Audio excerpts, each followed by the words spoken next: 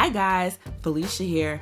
I just want to let you know that we got 2 weeks left in 2019. And I don't know about y'all, but I was tired. I was just so tired. So listen, here's what we gonna do for the next few weeks before we launch season 4 of the Trill MBA show. I am going to replay the best episodes from season 3 and season 2. So these are the most downloaded episodes. And first up is the episode I did with one of my mentees. She stayed anonymous so she could give you all the Trillist nuggets.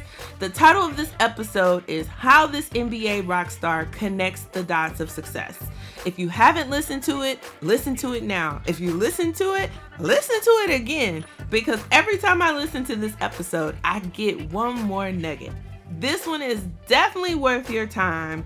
Take some time with it, digest it, and if you have questions, hit me up at trilmba.com or ask@trilmba.com. You can email, you can go to the website, all these ways to connect with me. I'm human. I don't bite. So listen, you guys, if I don't hear from you before the new year, have a great holiday, have a safe New Year's, and we will be back with an awesome season 4 sometime January, February. Listen, we're coming and we're bringing some good shit. So let's start this holiday rewind episode.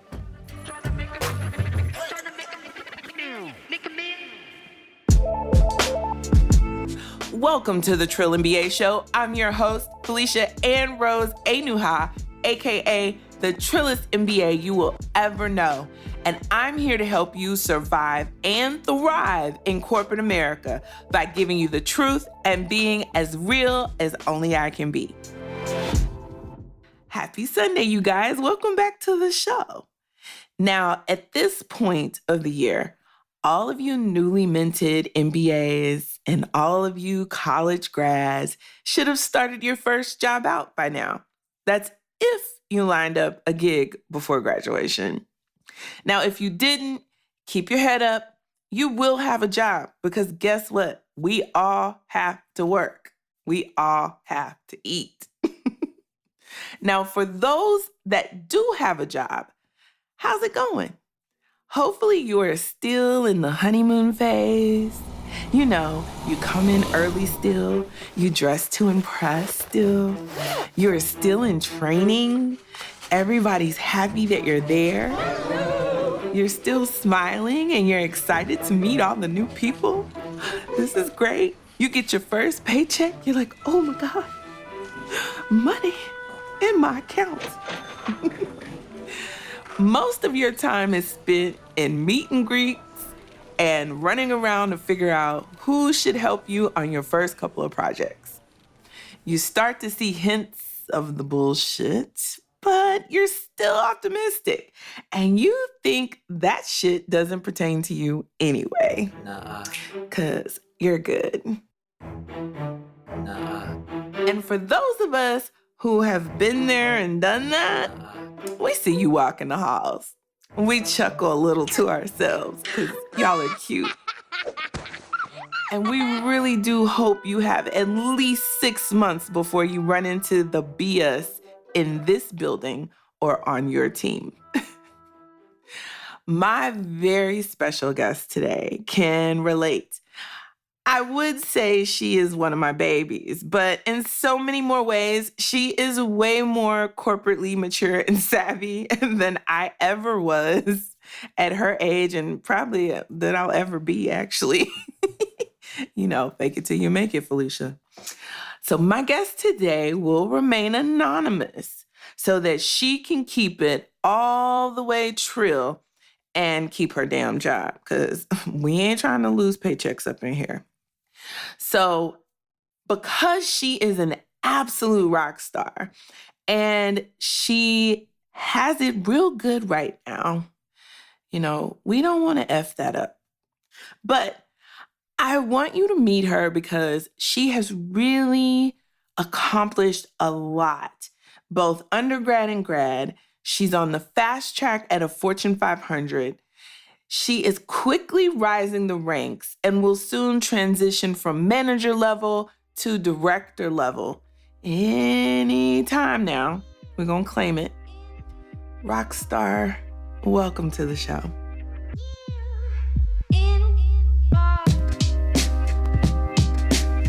Thank you for having me. I'm so excited to do this show with you because you have just,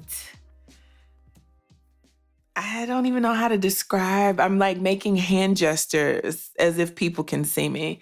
No, it's been a journey for real. I'm just so excited about all the things you've accomplished. It's been a super fast ride in my mind because time feels like it's going by at warp speed. Have you felt like time has gone by so fast since you graduated from B school? I mean, time is just going by in the blink of an eye. And even before business school, like I think about when I initially met you and I was in the application process, that feels like it was just yesterday. Right. And so to now have gone through that process, gone through business school, finished business school, I've now been working in brand for a little over 4 years now. It's crazy to think about. You know, like I tell myself all the time, especially on the days when I'm feeling a little weak, like I remember the days when I prayed for what I have now. Yes. And that's so key to remember that this is what you wanted. Yeah, this is what the grind was all about, right? We all wrote those business school essays. We, stayed up late studying. We were going to conferences and recruiting. We were going to visit companies, doing one-on-ones and, informational interviews. And this is what it was for. Which is sometimes a little funny to think about. I ask myself, like, is the juice worth the squeeze? Right. But, I think it is. No, it is in a lot of ways. And this show is really about encouraging Black women specifically and people of color broadly to stick with it because we're not going to be able to create systematic change if we keep quitting and not going the distance. And so I know I talk about all the challenges that we have, but I wanted to highlight your story because you really have a unique way of how you're dealing with corporate politics and how you're winning.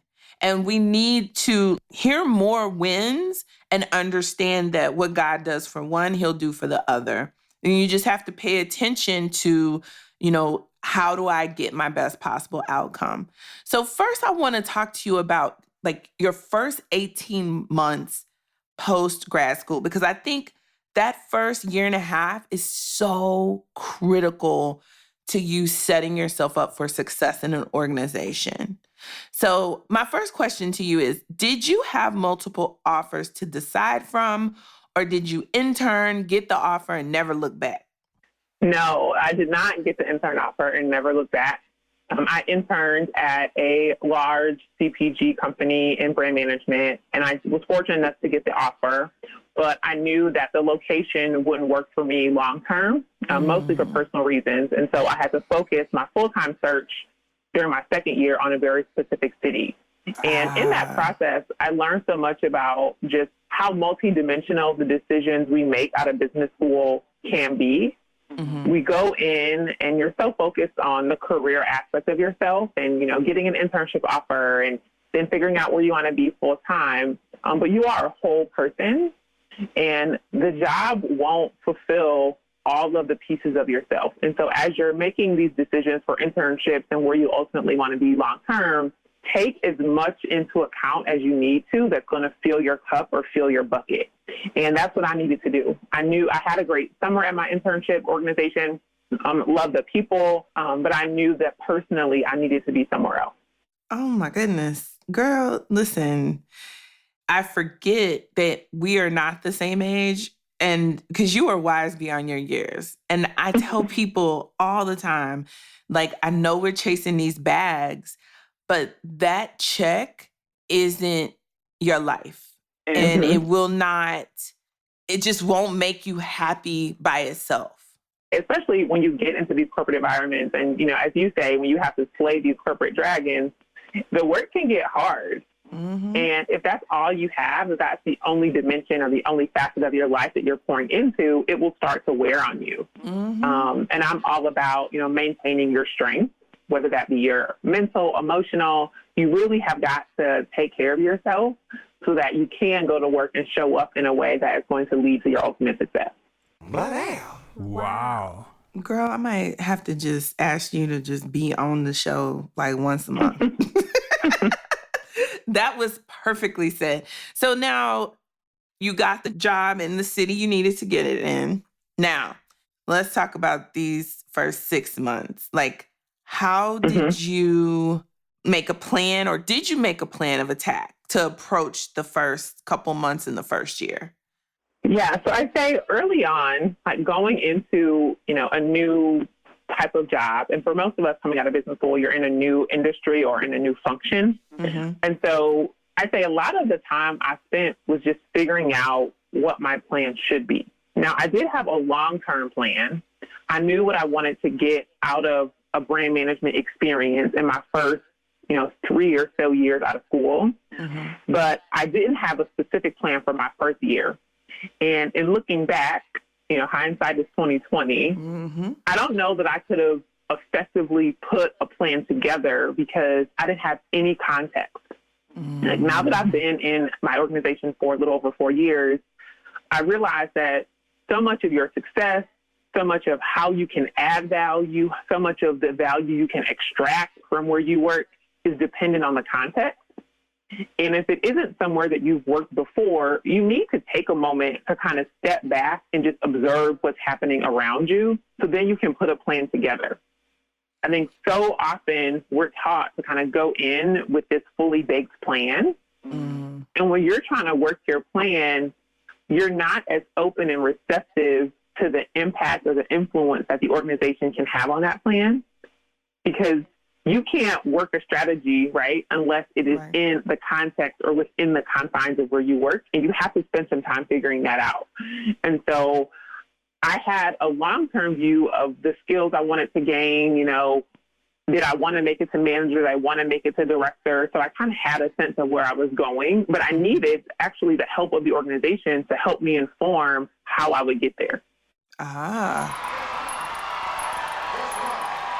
God, that was so good. I'm kind of speechless. I was like, yes, you need to understand the context of the environment that you're in, because there are some similarities across the board with these companies. And so you can take that mindset, like understanding, okay, every company has admins that they know everything. So make friends with the admins. There's certain like rules of engagement that are across the board. But then there's differences in the companies, and you need to figure out what those are. And that is so key for your first couple of months. But how do you do that when you may be in an environment that's just throwing you things? You know, you get there and they're like, here's the ocean, go swim in it. What advice would you give? Yeah, I think you have to compartmentalize, right? Like the jobs are hard, the jobs are big. You will be given the ocean and instructed to go swim in it, or, you know, you'll be drinking from a fire hose, whatever metaphor you choose. It will be overwhelming, but you have to take time to still work your plan, right? Like you can't get so lost in the job and the organization that you aren't taking the time to be introspective about what's happening. Oh, that's key. And so, you know, whether it is on your Friday afternoons, on your Saturday mornings, you know, think back to the week. Think about the coffee chats you've had and what were some of the themes that you heard from people. You know, just try to stay as present and engaged as you can to connect the dots, because if you aren't, you can easily get lost in the shuffle, right? Like these jobs now are so big. Organizations are wanting to do a lot more with less. You know, the shape of organizations looks a lot different than it did 5 and especially 10 years ago. And the place will take from you. Like, let's be clear, it will just take, right? Like, your managers and directors are not waking up every day like, how can I pour more into my team? Right. Some of them are because they're highly engaged, but by and large, they aren't doing that. And so you have to be really protective of that to understand, what am I hearing from people? As you're having coffee chats, for example, I've talked to a couple people that have moved really quickly, and it sounds like they all did a cross-functional rotation at some point. Let me file that away. Right. I've talked to people that have accelerated really quickly, and they all worked on one particular brand and one particular desk. Okay, let me file that away. They've all had an international experience, right? So just take some time to distill what you're learning. No different than you would on a business problem or when you're trying to learn anything else. You spend some time immersing yourself in the data, and then you take a step back and you try to figure out what the insights are that you can pull from it. And your own personal journey and how you navigate an organization should be no different. Amen. Amen. Cosign. So, question for you. In your first year to 18 months, did you have more than one manager your first year? Was there any organizational change or turmoil that was happening when you first came into the organization? Oh, my goodness. So tons of change. Okay. And what I have witnessed is that the change is constant, right? Like, that is an old adage that we hear a lot, that, the only thing constant is change. And in, business today, that is true, right? Our organizations are being challenged to compete at a pace and at a level that most of them have not seen in their company's history. And so the impact on the people and on their people strategy is huge. And as an employee, you will feel that. And so in my first 18 months, we went through a lot.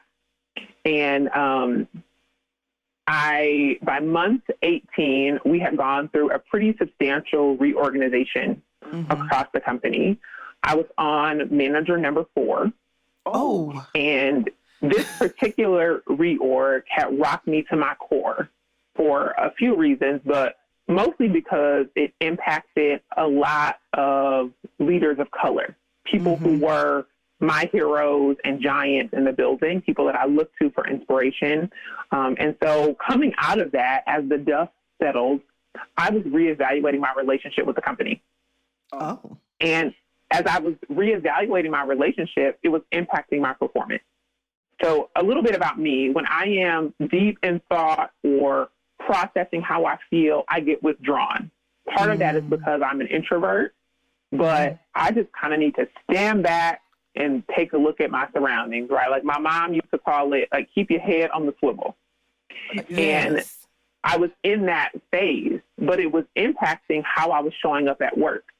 And now that I'm in month 18, right, I've observed enough about the expectations in the company to know that the way that I was showing up during my withdrawn phase was not consistent with the expectations of excellence in my function or for my particular role. And I had to get ahead of it. And so I had to craft my own narrative. And I learned this from a mentor that I had at the organization early on, in that she used to say, you have to tell your own story. When you're in a company or an organization, there is a talk track about you. There is a narrative, right? When people say your name in the rooms that you aren't in, somebody responds with something. Right. Know that. And take it upon yourself to influence and feel empowered to influence whatever people are going to say about you. And in that point in time, I had a new manager, I had a new director, and I knew that the way that I was showing up as being withdrawn in my organization equates to having a bad attitude. When you're not speaking up in meetings, you don't seem to be on board with the strategy, you don't seem excited, like you're just hopped up on Kool-Aid to come to work every day, people will label you as having a bad attitude.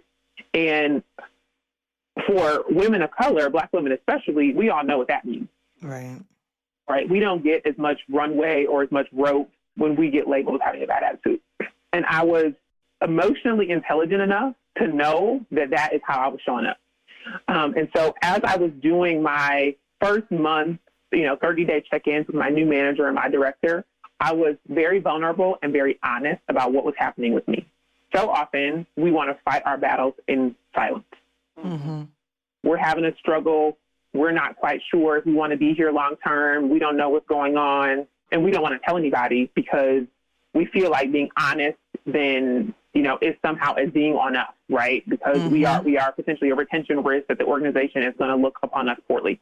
But I knew that I had to find the words to be able to articulate what I was feeling to my manager and my director, and also let them know that I was working through it. Right. So I literally used the words, I am reevaluating my relationship with the organization. Know that it's impacting my performance a little bit, but I am doing the work that I need to come out on the other side better. I'd love to have a follow-up check-in with you in the next 30 or 60 days to talk about how it's going. But know that that's what's happening with me. And how did they respond? They responded very favorably because they appreciated my self-awareness to know that I already knew what they were going to say. You have to be aware of how you are showing up, especially in the context of the place. And I knew that, I was on a road to nowhere. If I kept coming in, not being excited, being mad, rolling my eyes at the strategy, rolling my eyes at leadership changes, I was angry. I was mad. Right. And I couldn't hide that. Part of that is because I am emotive. I'm super emotive. Me too. And so it's hard for me to keep a poker face, which I'm still working on. Y'all keep me in prayer. But because I know that about myself, I had to get out in front of it because the last thing that I needed was a highly respected manager in this organization and a highly respected director in this organization to then go around telling people that I had a bad attitude. It would have ended. Yeah, it does. And then the next reorg, you would have been given a good package. Yeah. Thanks, but no thanks. Yeah. And so by acknowledging that I knew what was happening and how I was showing up, I was essentially just asking for a little bit of grace. Do not be afraid to ask for grace and find the right language. I'm not saying just, go into somebody's office and word vomit all over them, about your emotional struggles, but find the language that will resonate with people in the organization. And if you don't know, or if you can't find the words, run your message by someone else that you respect, someone else that you trust, or even somebody that may not work where you work, but has been in the corporate game a little longer. Mm-hmm. So they can help you finesse it and to say the right thing. But I learned from that it's important to be vulnerable, demonstrate self-awareness, but also to get ahead of your narrative. Wow. And what I did for myself in return was I gave myself a timeline to snap out of it. Ah, that's good. How long did you give yourself? I gave myself 60 days. Okay, that's fair. And then what was that check-in like when you checked back in with your manager? Honestly, by the time I had checked back in with my manager, I had snapped out of it. Okay. So I gave myself 60 days, but it didn't take me the full 60 days. Mm-hmm. And so by the time I had the second conversation, they had already noticed the change. Okay. What it did was it really set our relationship on a really strong foundation, and it put us on a really great path because all of our subsequent conversations were about my relationship with the organization. They're like, oh, how are you feeling? How's the team going? And because I had demonstrated a level of candor and vulnerability, they started to trust my perspective and trust what I was saying. And those two individuals have become some of my strongest advocates in the organization. Where did you learn this? Is it just you've been paying attention? You've had mentors even before you went to business school. So, how did you become this amazing? That's really the question. That is crazy. Honestly, I think it goes back to my journey to business school. Mm-hmm. And what I so valued about the path and the road to business school was the amount of deep thinking that you have to do about yourself and what you want. Mm-hmm. I encourage anyone that is applying to business school or considering applying to business school to do that work in the application process. The application process should not feel like you are going through the motions. In order for you to get the most out of it, to get the most out of the school you choose, you've got to be clear on what you want, who you are, and all of those things. I did that work going into business school. And as I was choosing the school that I wanted to go to, I had set a very clear goal for what I wanted to get out of my MBA program. And I wanted to come out on the other side a better leader. Wow. I wanted to know my voice, and I wanted to be able to discern my voice from the voice of others. That's key. I didn't want to be falling victim to, an organization or a school pushing and pulling me. I wanted to come out very self-assured. And because I knew I wanted to come out very self-assured, it influenced how I chose an MBA program. I chose to go to a school where I felt so comfortable. I would tell people that the first time I walked through the door, it felt like I was walking into my grandmother's house. Oh, wow. But it was important for me to go to a school where I felt so comfortable because I only had 2 years to become a better leader. I didn't have any time to waste getting comfortable. 2 years goes by so quickly. Yes. And if you are spending your first year adjusting and trying to find your place and trying to say the right things and trying to figure out what clubs to join and how to recruit and all the things, then I knew that if I had done that, I wasn't going to be able to come out at the end of my second year fully self-assured.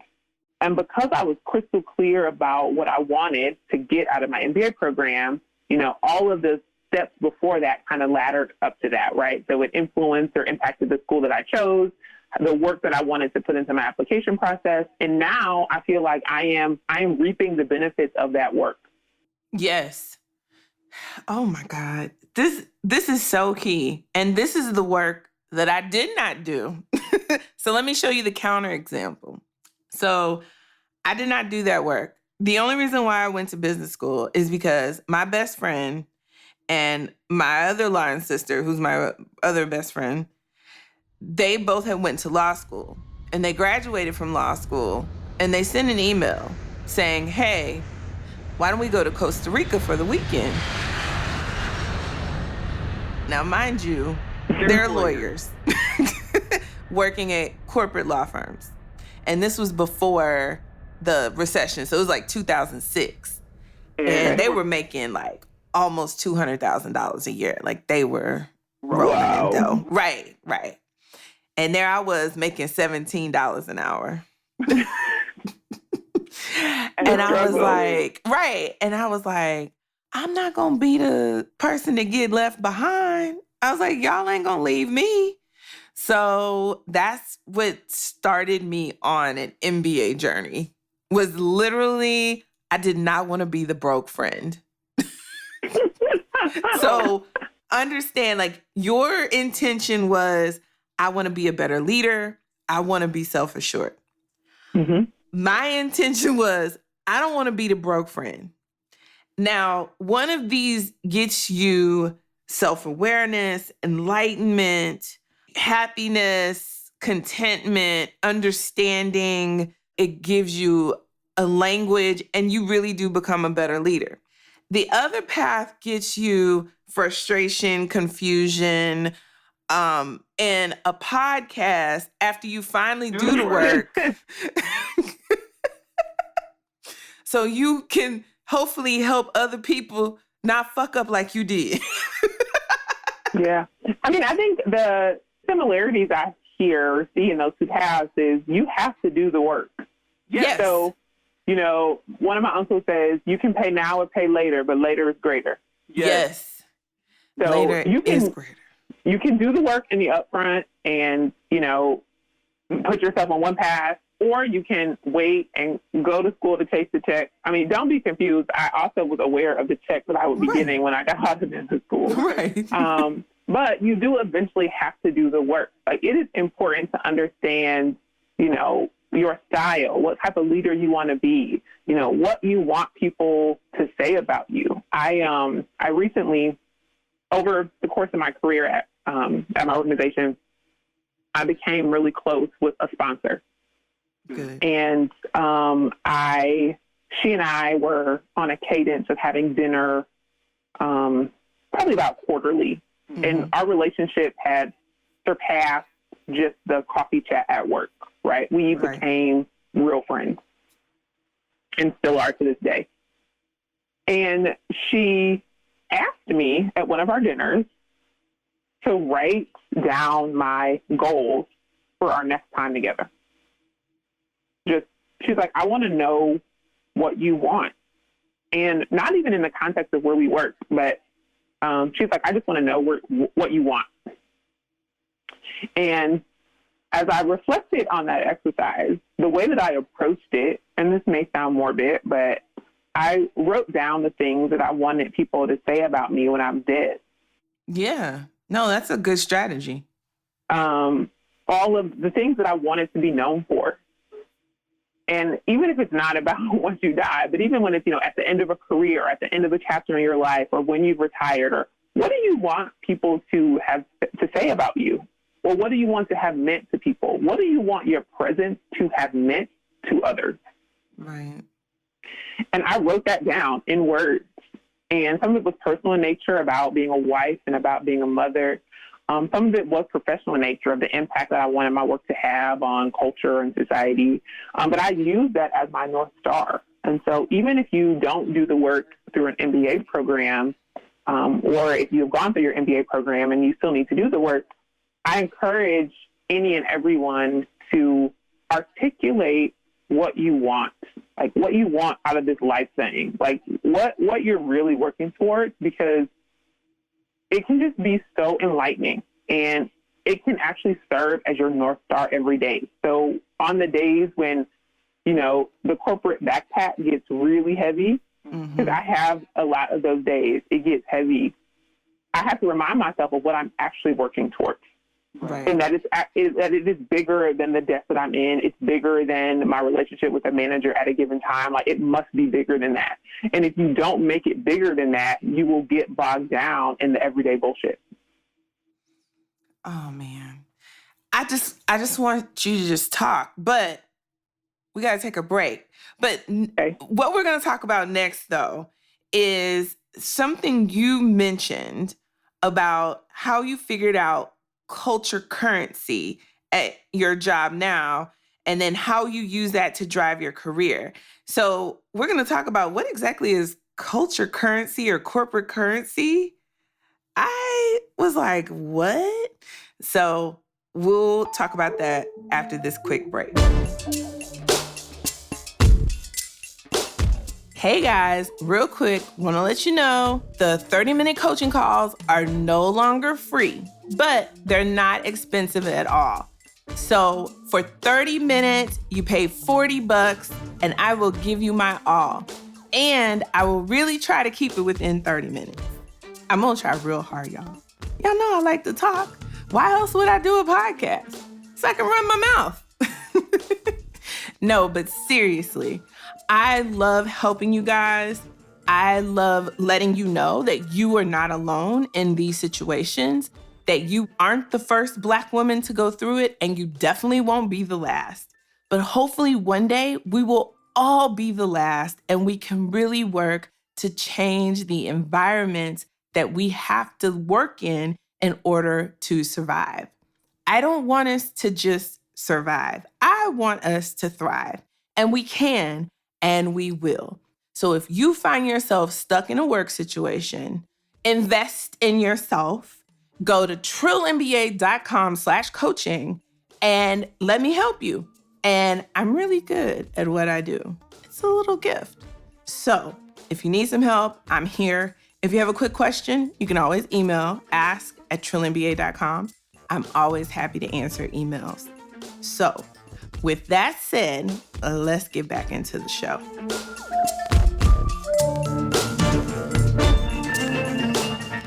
Okay, guys, we're back.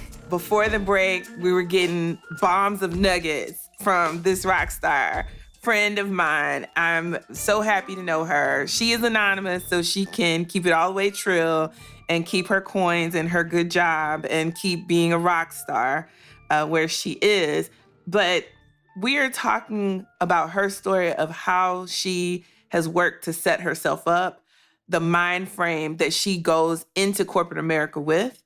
And I hope that you guys are really internalizing the nuggets she's dropping, because these are the things that you truly need to be successful. 10% of it is the actual work you do, and the 90% is all this other stuff. And right now in this segment, we're going to talk about this idea of currency in a company and how rockstar did you figure this out? And so for me, this is when the mentee becomes the mentor. Like, you are totally like hipping me on game, because the only time I'd ever heard of currency used in the context of, you know, my currency is X in this field is with PhDs. And so with PhDs, their currency is publications, right? Like that's the driving force of their career. So when you framed this up for me when we were prepping for this episode, I was like, yes, I am stealing this. I will be coaching people on this. But first, let's define that term. You know, in this context, what does currency mean from a company or from a cultural standpoint? The currency in an organization is what matters most, what gets you recognized, what gets you all the special assignments. And it is the additional value that the organization places on you just being a butt in a chair, right? So like, if you are just a butt in a chair doing jobs, they're going to get a certain amount of value out of you, right? That is how the organization's P&L is structured. That's how your salary is determined. You know, that's how they manage admin costs, right? Like, they understand roughly the amount of value you're going to generate by simply being a butt in a chair. But there is value above and beyond that, that is your juice. It's your accelerator, right? It is, you know, what matters most. It's what gets you recognized. It's what gets you the special assignments. It's what influences that narrative we talked about, that we talked about earlier, that it becomes part of your talk track. And you have to figure out what it is. And it can be different in every company. Some companies have relationship currency, and it's all about who you know and your relationships you build. Some companies, like the one that I work in, has a performance currency culture. And I didn't coin this phrase, right? I learned it from the all-knowing Carla Harris, the long-standing managing director at Morgan Stanley. And, you know, her book, Expect to Win, I've heard her speak a couple of times, and she talks about, you know, understanding the currency at Morgan Stanley early in her career. So she helped me articulate it, but I had started observing and evaluating it pretty early on when I got into my organization. And I'll kind of walk you through my aha, because I stumbled into it. It was not intentional on my part. So my first manager was not an advocate. My first director was not an advocate. And so I've been at the company for about probably a little over a year, and nobody cared about me. And I was kind of like, you know, you hear all these things about mentorship and sponsorship, and people will take a vested interest in you. And, you know, you want leaders to kind of take you under their wing and show you the ropes and all of that.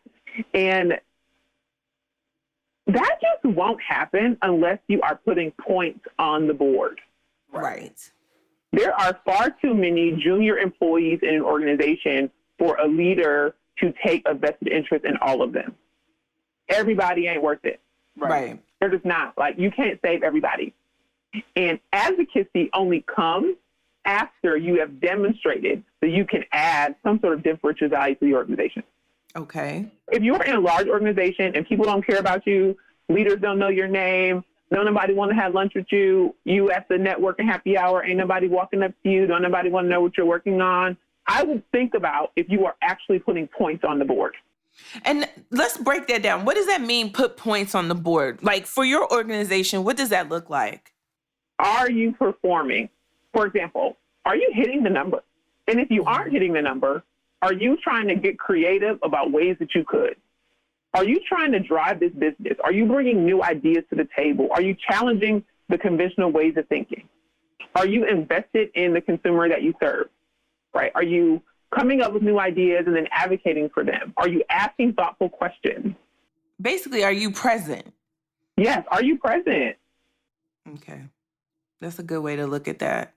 Mm-hmm. I'm sorry, I'm learning too. Go ahead. And I would Teach say, me. not even just present, but like, are you engaged? Right? Like, do you care? Right. And even if you don't care, do you pretend like you care really, really well? Right. Because that's key, right? I always tell people, I'm like, key. fake the funk. Fake the funk if you have people to. Want people that want to be in their organization. Yes. And I didn't realize how key that was until my last company I was at. And I have a coworker that I really admire how she manages everything and herself. And you talked about being vulnerable, and it feels like she's super vulnerable with everyone. And she controls her narrative. And she has truly become a rock star. Like, she gets the special assignments. She is seen as somebody to show to the higher ups, right? Like, the leader of the organization took her to the president of the organization, said, oh, I want you to meet such and such, and she's doing such and such and such. And she was like, that was weird, but okay. But something else she taught me in managing your career is that today you could be on top, right? Today you could be this rock star. And then let a reorg happen. Let somebody come in, don't know you. You rub them the wrong way. And it could all take a nosedive. So you can't validate yourself based on what these people think of you in this organization. You have to understand your worth going into any of these situations. And I think that's something that we as Black women are struggling with in corporate, because I get a lot of letters saying, you know, my boss, she didn't even tell me like she appreciates the work I do. She doesn't tell me anything positive. Like, I don't even know if I'm doing a good job. Like, I get a lot of letters talking about this need of humanity in this space. And we've got to get away from that, because you're not necessarily going to get that in the way that you think you should. And so you have to be focused, like you said earlier, on your bigger picture and your bigger why. And if you haven't done that work, you need to take a step back and do that work, because that's how you're going to make it in this environment, no matter what company you're at.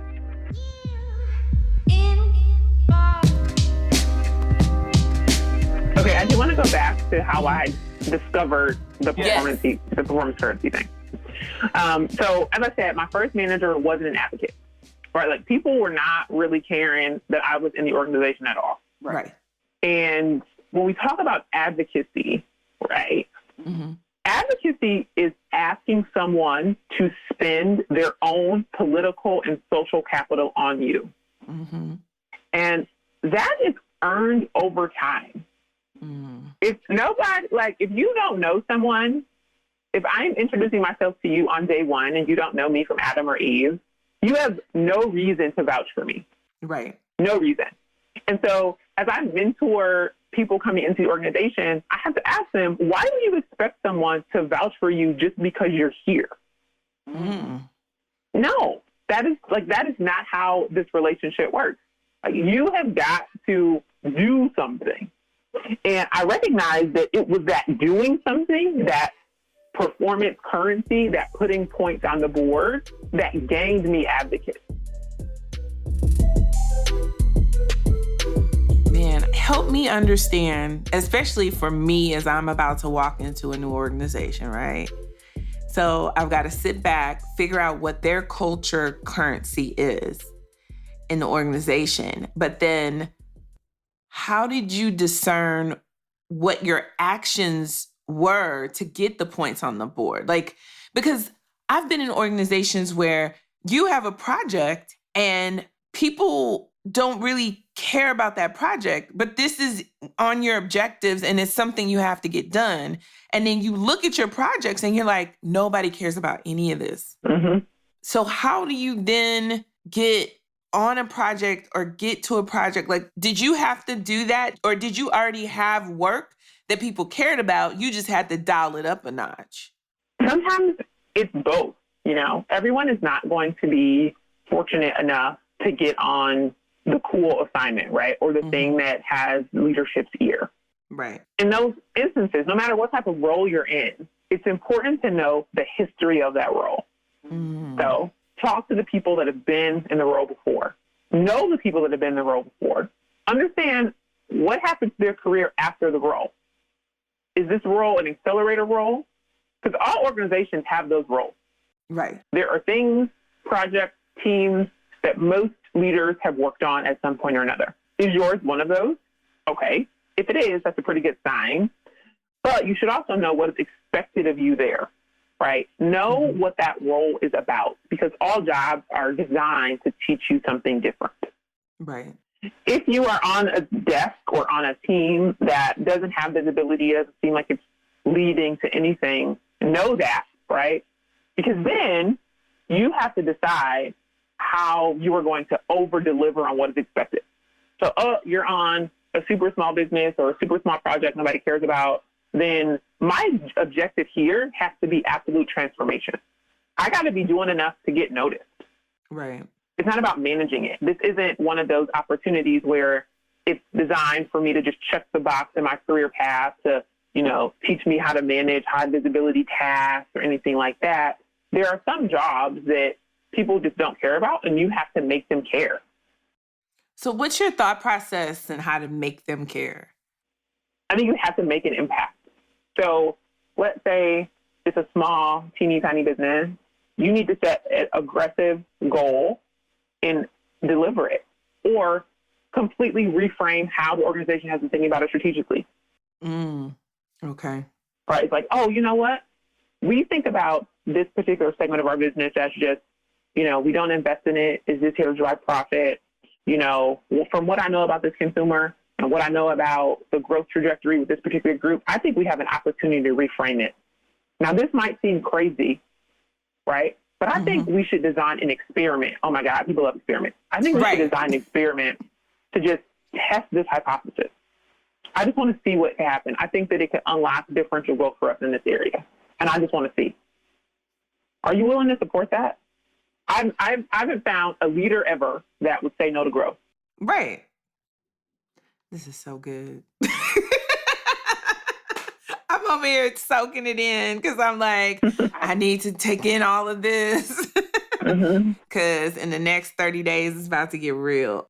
So, but you also have to, so just going back to this whole currency thing, you've got to look at the moves being made, right? Like, look at the people that are moving fast or moving quickly. The people that are being elevated. And elevated doesn't just mean they are ascending in the organization, right? Like, the people that get their name shouted out when a leader is talking, right? Like, there are signs that someone has found the cheat code or has found the hack or the unlock. And you have to be cued in enough and present enough and engaged enough to be able to read them. It's like, oh, you're talking to people. Somebody says they get to go to a special conference and you didn't get the invite. Oh, who sent the invite? Who did the invite come from?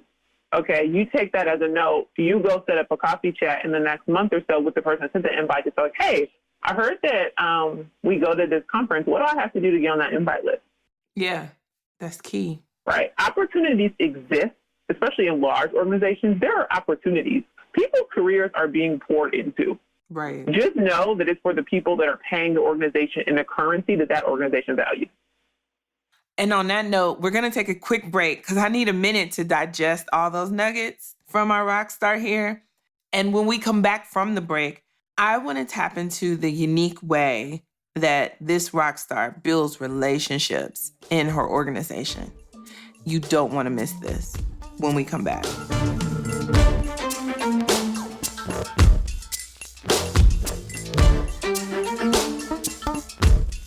I want to share a review that I received on August 25th, 2019 by Lisa Brown 838. And I'm just so grateful, you guys. So the title of this review is Awesome and Much Needed, and Thank You. Lisa says, thank you to this young lady. I love you for that. She says, thank you to this young lady. I wish I would have had such a forum when I was younger. Every episode I've listened to, I also have experienced or knew someone who had a similar situation in the workplace, state government job. I enjoy listening to her show every week. Felicia is incredible, talented, fearless, and innovative. Well, thank you, girl. The information she gives her listeners as an MBA in corporate America or not as a Black woman working, her show is extremely helpful, comforting, and real. Today's episode, 8/25/19, was phenomenal. Keep going, Felicia. I support your show 100%. Well, first off, Lisa, let me say thank you, girl. Thank you. I really hope that everything I put into this show is super helpful to everyone. And it has come to my attention that sometimes when I talk to you guys, offline, off the record, that you feel like when I'm on the show, I'm actually sharing your specific situation. And I want you to know, if you ever hear yourself in the show, that is because there were many, many, many, many people that were going through very, very similar things. And as Lisa has pointed out, there's so many similar situations in the workplace. So I do this and I create every episode with the multitudes in mind. And so if you do contact me for coaching or guidance, or you send me an email, just know that you are one of many. And it has come up so much that I have to address it in the show. And I will continue to do that because you are not alone. It is not only you going through these situations at work. And you would be surprised at how many times you could take one person's story and just swap names, and it's the same exact story. It's pretty scary, you guys. But I want you to stay positive. I want you to keep leaving me reviews. If you listen on iTunes, Apple Podcasts, Spotify, Google Play, Stitcher, wherever you can leave a review, wherever you can rate the show, wherever you can share the show, please continue to do that. Because my only goal is getting the information that you need to help you survive and thrive in corporate America out into the world so that we can all have somewhere we can go and get the help that we really, truly need without feeling a certain kind of way or without being dinged. So I love you guys. Have a great week. And let's get back to the show.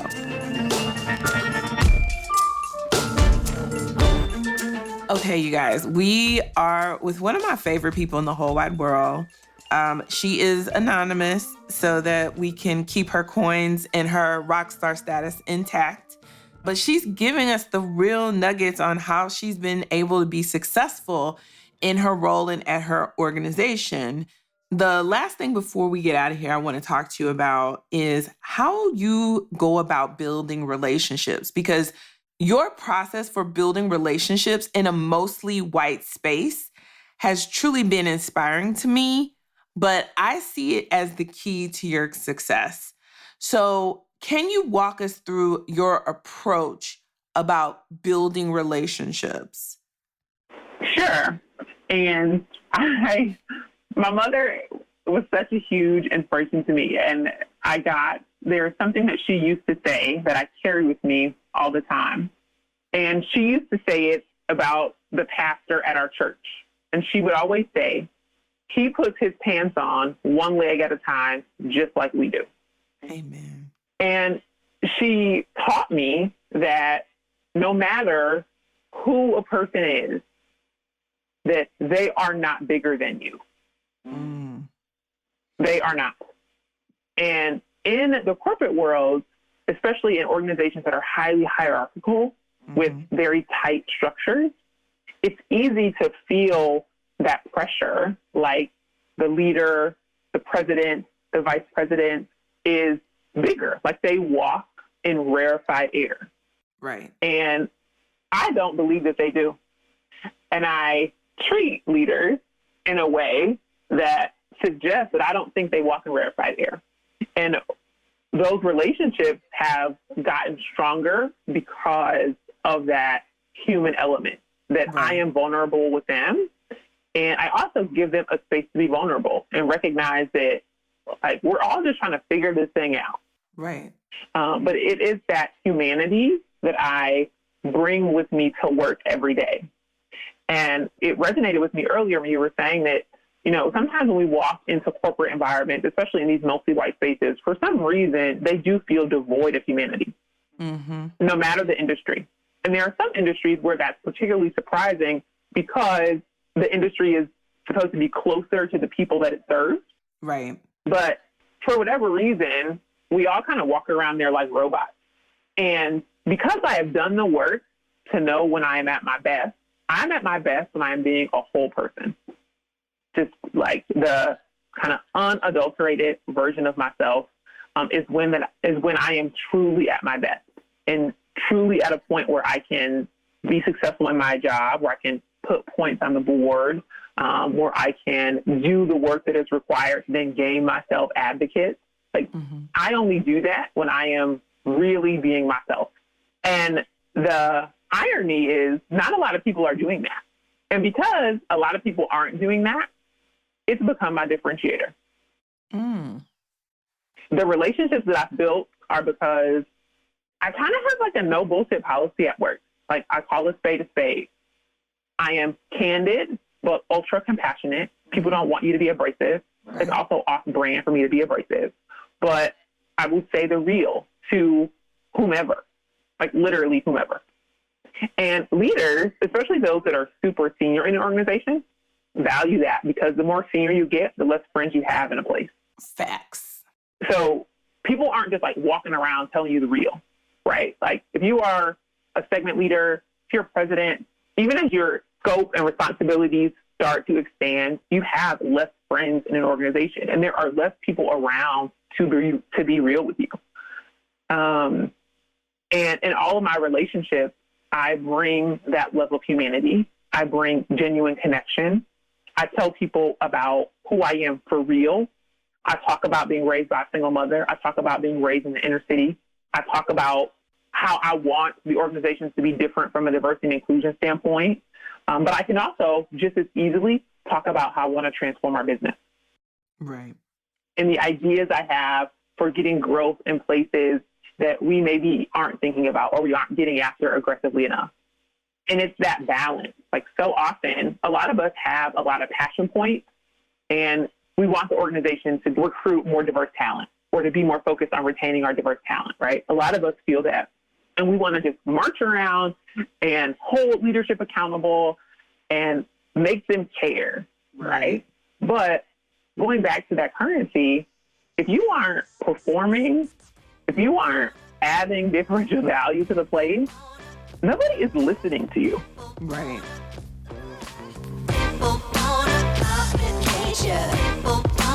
You just hitting me all in the reflection points and like, ooh, yeah, I made that mistake. Yeah. Because you get so passionate about the D&I stuff, and it's like, the honest truth is leaders don't care about that. And it's painful. And they say they care. They give it lip service, but no, they are trying to keep their jobs. And their job is predicated on one thing. Did you hit the number? Did you, report out earnings to the street that made the stock price go up? Like, that's it. And yeah.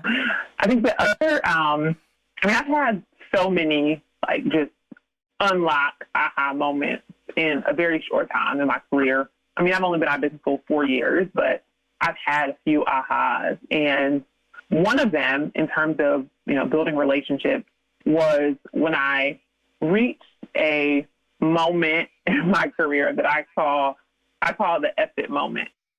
Oh. And it happened when I was in a role that was very challenging. The business was hemorrhaging. We thought it could not get any worse. Right.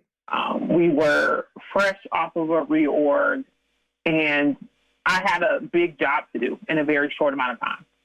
And I didn't have time to BS. I didn't have time for the niceties. I didn't have time to navigate the corporate politics. I just didn't have time because the timeline was so aggressive. So I thrived in that environment because I wasn't worried about my perception, right? I was just being me and doing work, but I was still focused on doing the work to deliver on the business. And when I saw that it was paying dividends for me in my career in terms of the advocates that I could gain and also the impact that I was having on the business, I reached this kind of epic moment where I realized that I can do this. We all can do this. No matter your organization, if you're having a positive experience or a negative experience, I totally accept it and embrace the reality that I am a highly educated Black woman with a point of view that brings a unique perspective, especially in a large organization, and that I could be valuable anywhere. Anywhere. Right. So whether my organization chose to continue to see the value in me or not, I was going to be okay. And a lot of the younger folk in the organization that I mentor, I have witnessed a lot of them give all of their self-worth and all of their value over to the company. And you cannot do that. Right. Right? No matter how hard you may be struggling, no matter how hard the job may seem, you are still the shit. Right?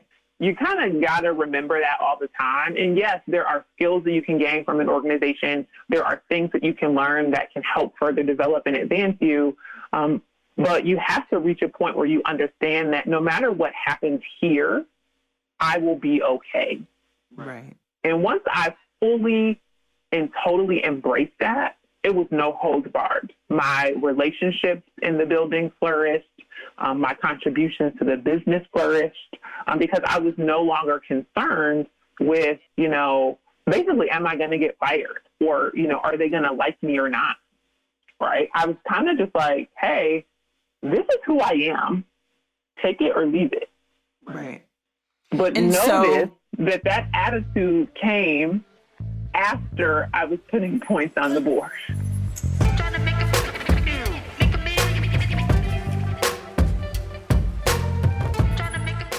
Right. After you saw okay, I got this, It's fine. But also I think it helps moving out of that fear of what are they going to think about me? What are they going to say about me?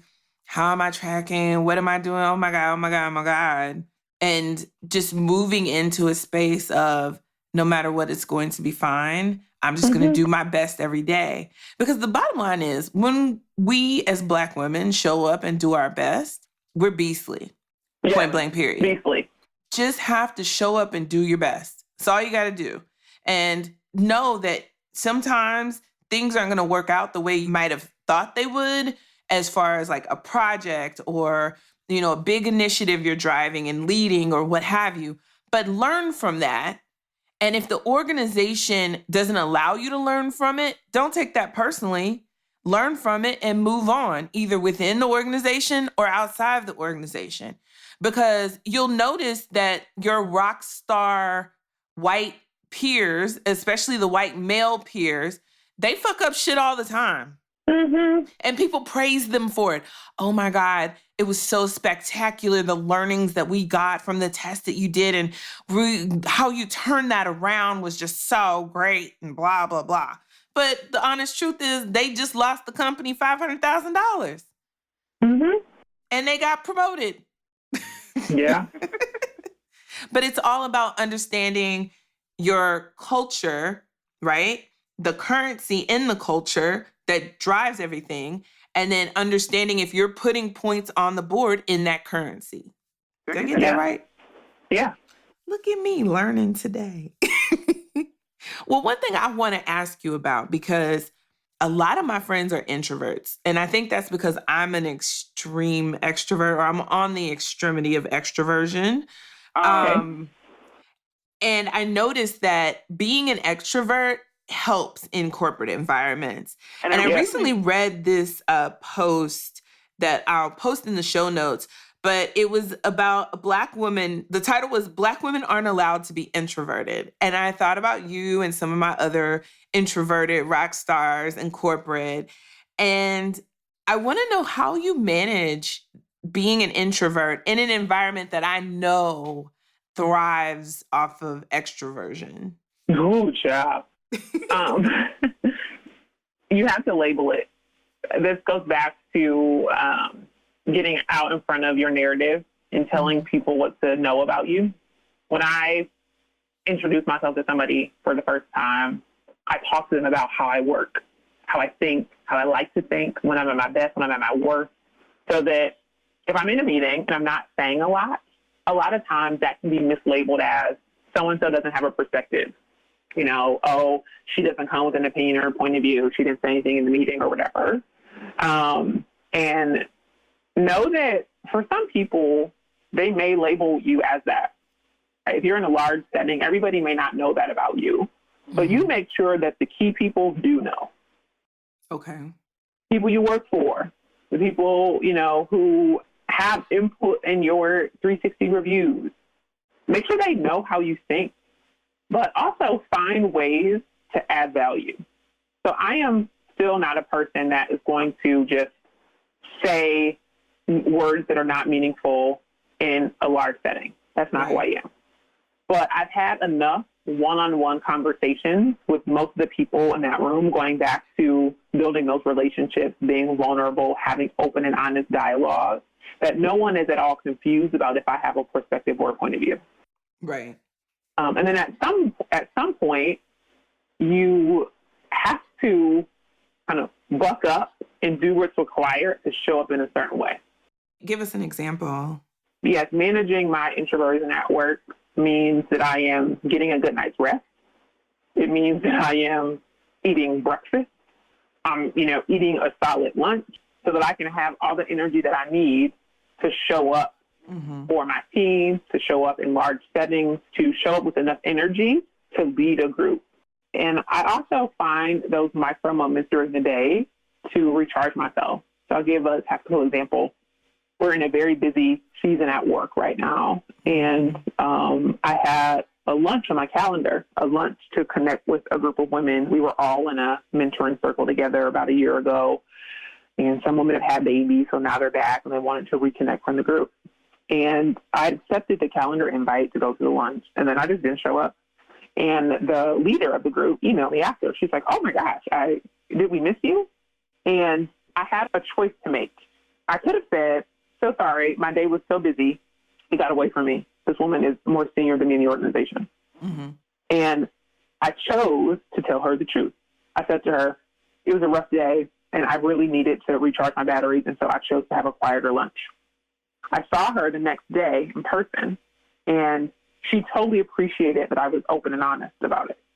And it put our relationship on a whole new plateau, because then she started talking to me about how she protects her energy and, taking mental health days, and she's recently had a baby. And, and then our conversation went to, well, what are you working on? How's your business? Let me know if I can help you. Let's have coffee one-on-one sometime. But it started because I made the choice, which was very conscious on my part, to be honest and real about why I didn't go. So I think the fear is, if I'm vulnerable with these people, specifically white people, right? Let's just be real, in these corporate spaces, then at some point in time, they're going to either use this information to embarrass me in another setting.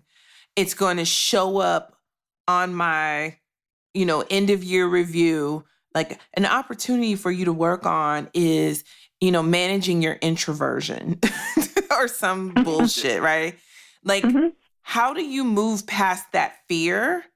Like, how do you discern? Is it something your gut tells you, or is it that because you've really observed the environment and you have built relationships, you've put points on the board? Like, how do you know when it's okay to be vulnerable and when you need to protect yourself because, slavery?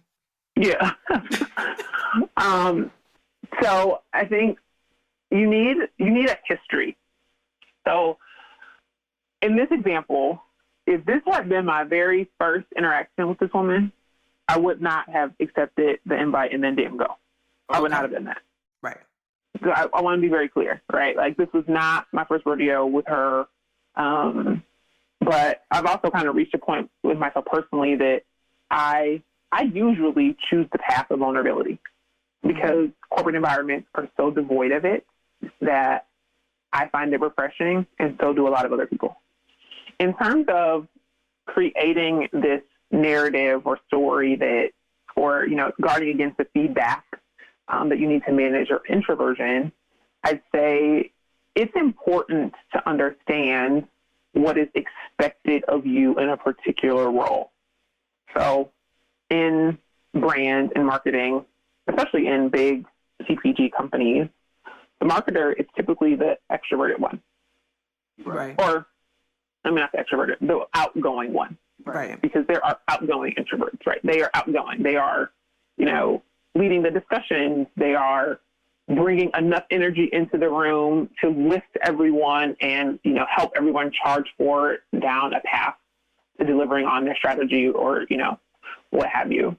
Know what is required in terms of how you need to show up in a job. And then do whatever work you need to do to be able to show up in that way. So my introversion does not show up on my performance reviews because when I need to lead a brainstorm, when I need to lead a meeting, when I need to lead a discussion, I show up, like I pull it out of me. But on the personal side, I've done all the work to be able to do that. Right. That's key right there.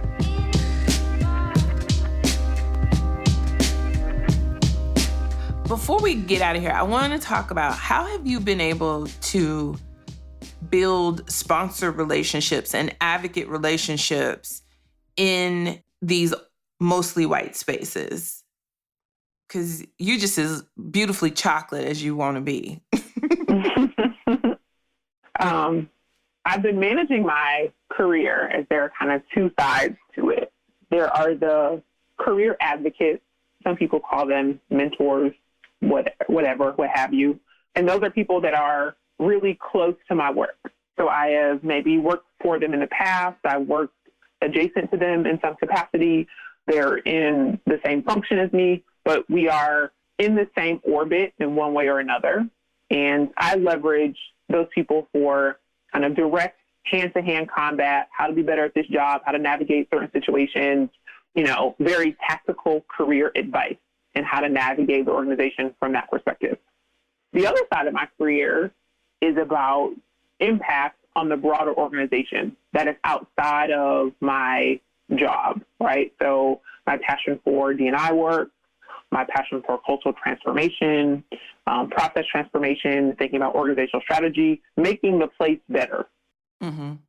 And I have two sets of mentors or advocates for each sphere.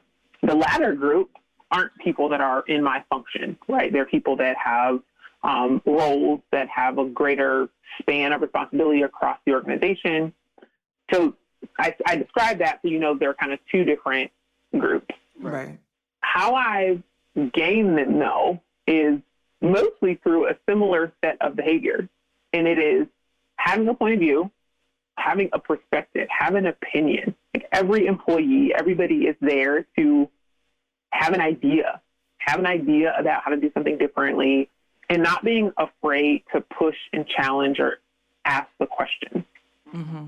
And that's something that I have become known for. Like as I have built a brand for myself in the organization, most people, no matter what sphere or realm of my career they've interacted with me on would say probably very similar things. Not afraid to challenge, not afraid to do something crazy, will tell the truth without hurting your feelings, all those things. Mm-hmm. So it is that I think has kind of gotten me noticed. And that's important because the context of your organization is very critical here. I work in a large CPG company. It is no secret that CPG as an industry is challenged and more challenged than, it was even just a few years ago. Yes. What the organization needs now more than ever is different thinking. I know that. And if you understand your context, you should know what your organization needs and have a perspective on it. And if you are seen as someone that can help the organization to a better future, it will gain you support. But you have to know what's missing in the plate, right? It's like, I think we need different thinking, or I think we need a different structure, or I think we need, if you've been in an organization for a while, you should have an idea on what needs to be different. Yeah. And if you don't, you aren't paying close enough attention. Well, you're not showing up. Yeah, you're not showing up, you're not engaged, you're not present, all the things we talked about earlier, you aren't doing that.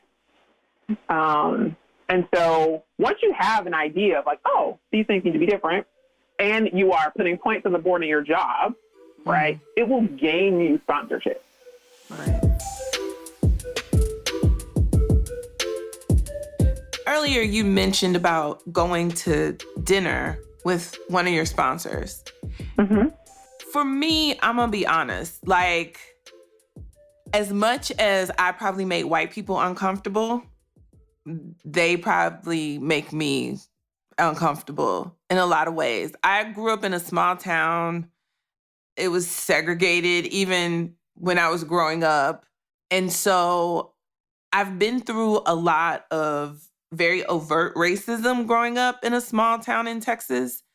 And I realized my world is very Black. I have created a very Black world for myself. And I actually, in a lot of ways, don't appreciate it because I have friends who have created a very diverse personal life and personal world. And I kind of envy that. I want that. It's just, I always make a joke and say, well, I like to say the word nigga, so. But I guess I've always been nervous that, the personality I am, boisterous and say, in my personal life, I say whatever the fuck I want, right? Mm-hmm. Which is why I have this show. This is my space to say whatever I want. And I always feel like I have to censor myself, or I struggle to connect with other cultures because of all these preconceived notions I have. And I know it's something I need to work on if I'm going to be successful in corporate. But I'm wondering, how have you developed these connections, and how have you thought differently about your approach to connecting with people who are not Black? I'd say it hasn't been something that's been super intentional, if I'm being totally honest. Mm-hmm. I, like you, outside of work, have a very Afrocentric existence. Right. I was raised in a city that was predominantly Black. I was educated in my public school system in that city by predominantly Black educators. So, at the core, that is who I am. On the weekends, I hang out with Black people.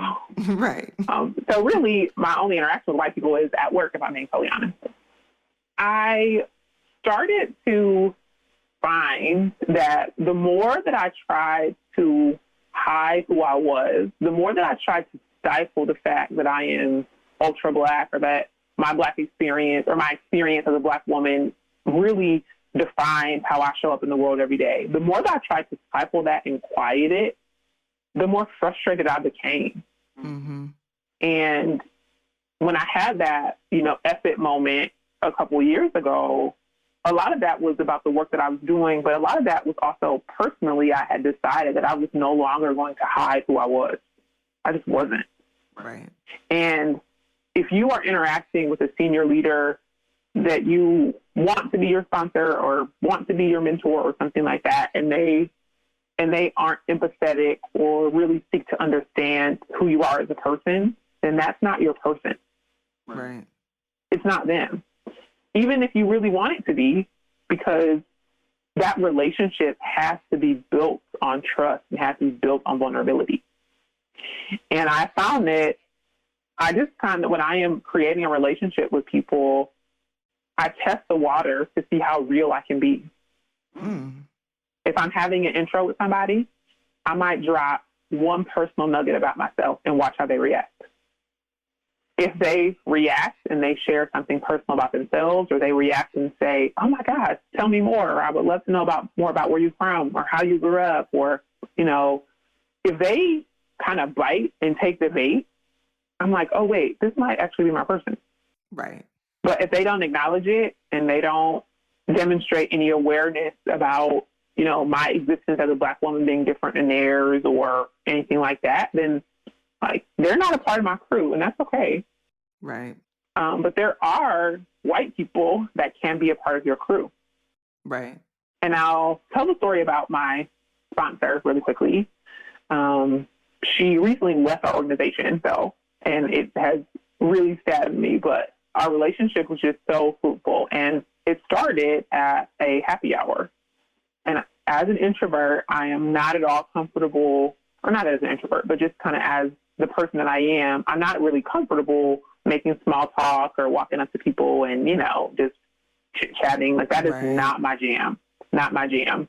I am a work in progress on that front for sure.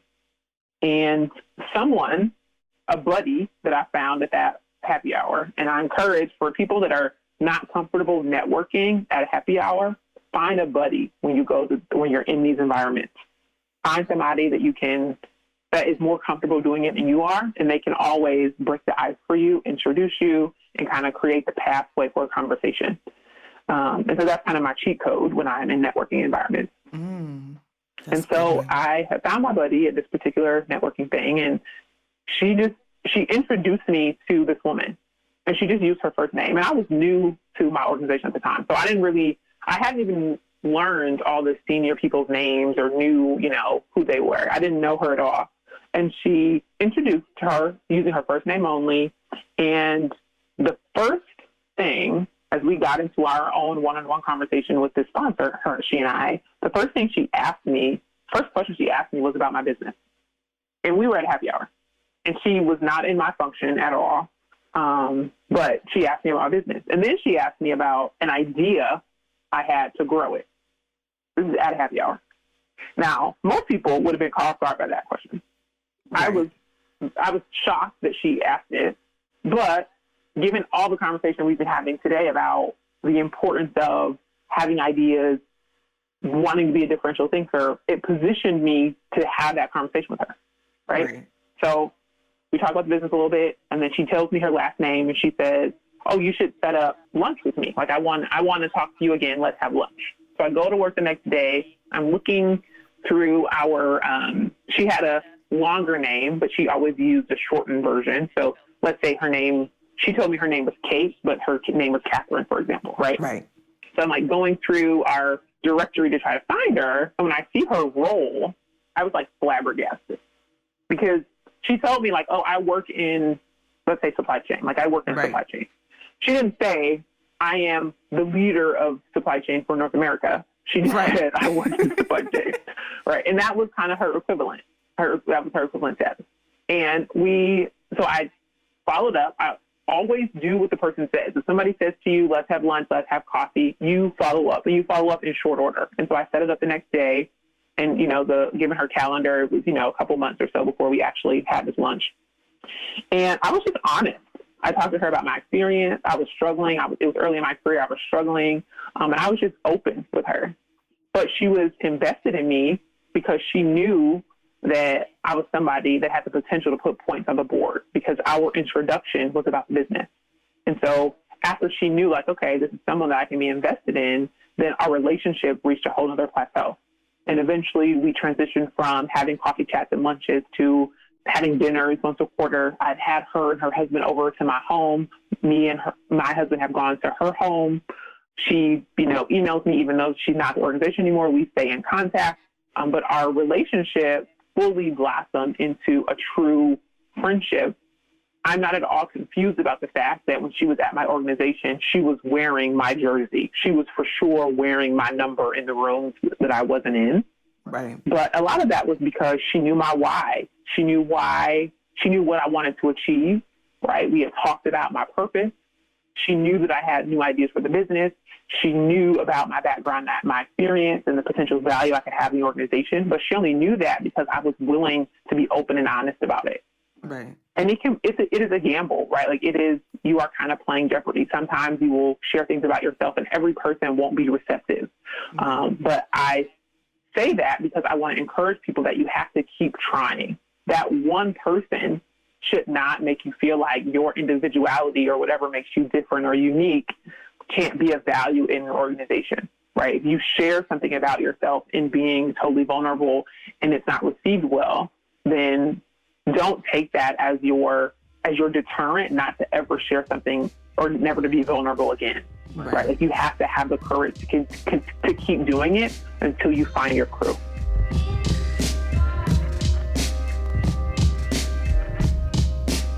So how did you find the commonality with this person where it transitioned from just a work and coffee chats to having this person at your house? Like that. I felt like, so what helped us the relationship started getting more personal when we were having coffee chats or having lunches and it was never enough time. Because she was so interested in me and I was so interested in her. And not even that I was super interested in her as a person, but her experience as an affluent, middle-aged white woman that had reached a level of success in an organization. I don't know anybody else like that. Right. So I was just interested. Like, tell me about this stratosphere on which you walk, because I don't know anybody from that world. But I was being deliberate about being honest with her because I wanted her unadulterated advice, right? Like I wanted her to help me. I needed a safe space for me to be totally honest about what I was feeling in an organization. And I do want to say that, like, I wasn't just saying any and everything. Right. I was being honest about my feelings, but being choiceful with my words.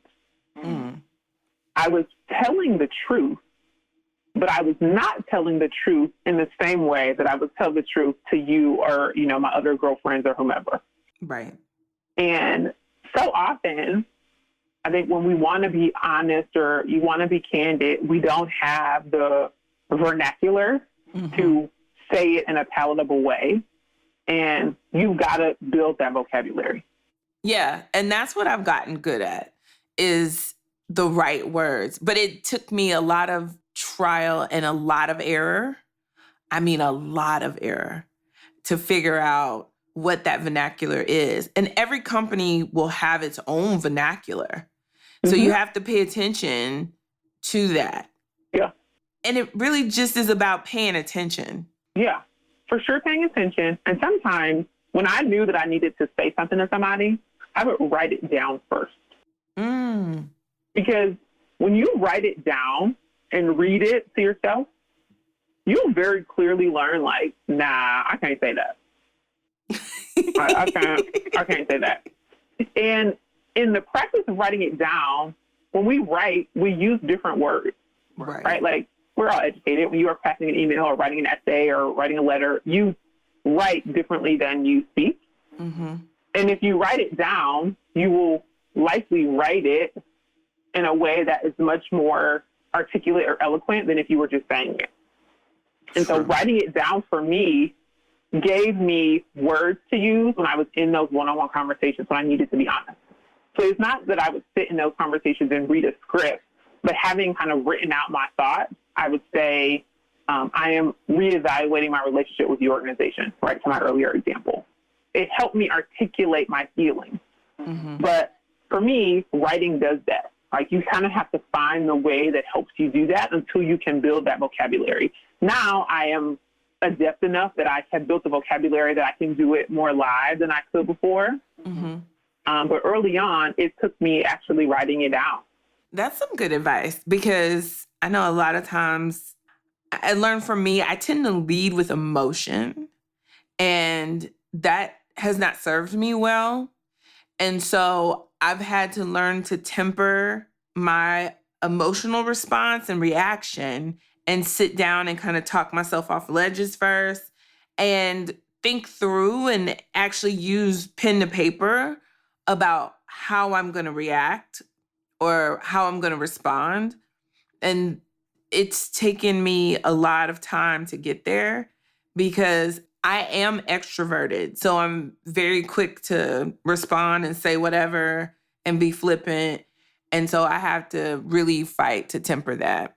But something I was trying to get you to say that we had talked about that I thought was really key when you think about, building these relationships with people that don't look like you. You had mentioned to me about, you think through, like, what do I have in common with this human being? Mm-hmm. And so I want you to talk about your thought process of commonalities. Mm-hmm. So when I am seeking a new relationship, right, I look for common ground. And in some organizations, it could be you've worked on a business that I am now working on, or we have, worked on a similar project, or we come from a similar work background, or there is some thread of commonality that we can find. Because for a lot of those like cold coffee chats, you come into the organization, you're taught to kind of find people and set up lunch with them. Mm-hmm. You need a jumping off point. You need a springboard, because if you don't have that, it's really difficult to even create a foundation for a relationship to be built on. Mm-hmm. You're spending time just trying to fill people out, and it's not a good use of time for you, and it's especially not a good use of time for that leader. And so when I am building a relationship from scratch, right, not like a relationship with my sponsor where I was introduced to her, but I recognize that I just need to talk to somebody. I only talk to people that I have something to talk about. And in a big company, there's so many people that can, help you advance and help your career, and, people that you can be connected to and all of that. But you don't need everybody, right? You just need a squad. Right. Your squad can be 3, 5, 7 people, however many, but there should be something that connects you to each of them, so that when you go into that initial conversation, you have questions prepared to talk to them about, to get their perspective on. Because once again, that relationship can only start to advance if through that conversation they feel like you have the potential to put points on the board. They're not going to be invested in you. Right. So it's like, hey, I'm working on X business. I recognize that this business has been challenged for the last 5 or so years. I know you were on a few years ago. Was the challenge the same then? How did you navigate it? Oh, I'm preparing to pitch to this person. I know that a year ago you were pitching to him or her for the first time. Can you talk to me about how you prepared? And you have to be selective and very deliberate about how you choose those people. There should be a reason for you to want to connect with them when you're first starting or thinking about starting that relationship. That's some really good advice. This whole episode has been amazing, and it's longer than normal, but it's so worth it. We're not going to cut too much of anything out of this. Rockstar, I'm so proud of you. You have done amazing. You have taught me today and gave me some new language to use, which is key to success, how to communicate in an organization to get your best possible outcome. So I just really appreciate you taking the time out to share your story, talk to my listeners, and drop these nuggets. real quick before we get out of here, I just want to let my listeners know that if they need help or advice about specific situations, they can go to trillandba.com/coaching to schedule a 30-minute strategy call with me to walk through your specific work situation. Those calls are $40 and you will pay when you set them up. So you can go to trillandba.com/coaching for that. Or if you have a quick question, concern, comment, you can always email me at ask@trillandba.com. I'm happy to either answer your question or connect you to the right person, like my rock star here, if I don't have the answer. So again, trillandba.com/coaching or ask@trillandba.com. Rockstar, thank you so much for coming on the show. Thank you for having me. And I just especially want to thank you for your platform, because you have been doing this work for a very long time. Felicia, when I met you, right, you were one of my first coaches. You were one of the people to let me know that when I'm in a corporate environment, there is something happening beyond what meets the eye. Mm-hmm. And so I thank you for raising my awareness very early on and giving me some tips as I was going through business school and, finding my way initially in corporate. You gave me those tips, right? So thank you for being with me back when I was shooting in the gym. And thank you for, having the courage to expand your platform. Like, you are a natural resource, and people like you are natural resources, and we need to protect them. And I thank you or applaud you for having the courage to just scale your message, right? You and I were having these discussions years ago over drinks and at happy hour, but now you're reaching so many more people that need that help and need that support as they navigate corporate. So thank you. Oh, I love you. Like, just an amazing human being. Thank you for being a blessing. You guys, if you have any follow-up questions about this episode, there's even more. We've scratched the surface. I will probably have you back on to talk about other points, especially as you move up the ladder, because, the air gets thinner. So I want to talk with you about what that's like until I can move up My there air has thinned out. Yes, and it's going to get thinner, and I can't wait to see it. Like, I can't wait till you get that VP title. I know it's coming. I know it is. So I'm rooting for you. We're rooting for you. So until next time, you guys, have a great week. Use these nuggets. Email me. Let me know how this show has helped you. And we will have the Rockstar on again. And I love you guys. And until next time, keep it trill. The Trill MBA Show is a Fair World Corp LLC production. Executive produced by Felicia and Rose Inuha. Sound design and editing by Chris Mann with Podshaper. Theme music is Kick Push by Ryan Little. Keep it trill every day, y'all.